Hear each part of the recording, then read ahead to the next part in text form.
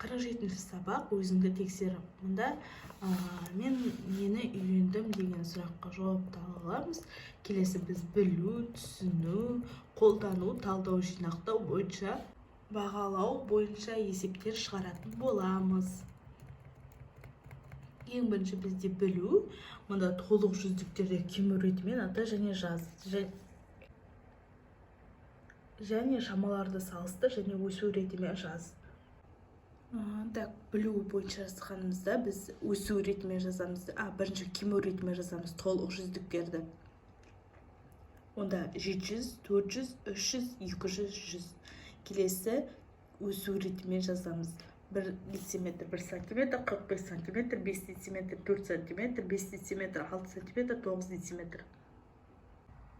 Келесі түсіну, есепте бірдей мысалдарды тап. Мұнда бізде осындай есеп берілген.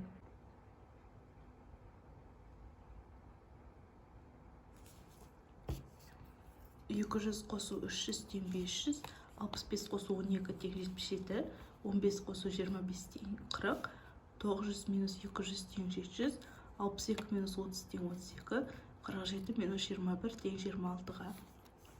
Мұнда соған сәйкес жұптарын жазып қойдық.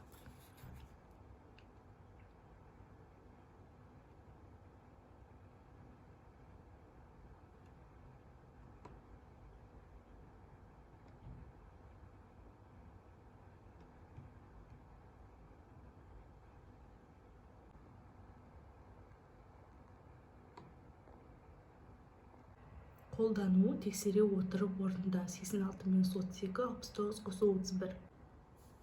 86-тан 32-ні азайтқанда 54, 54-ке 32 қосқанда 86, 69-ға 31 қосқанда 100, 100 азайту 31 тең 69-ға.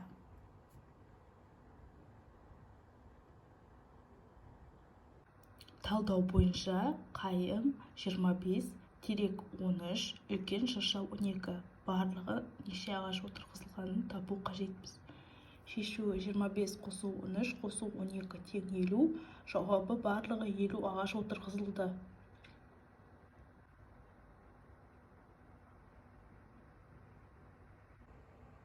Жинақтау, өрнекті жазып, бұлардың мәнін тиімді тәсілмен тап.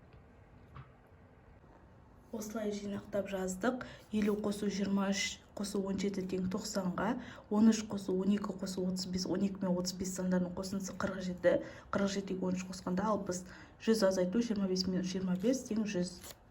Бағалау, есептеуде қате бар ма? Қатесіз жазып, дұрыстығын тексер. 56 плюс 28, 70 минус 46, 100 минус 82, 39 сантиметр қосу 27 сантиметр.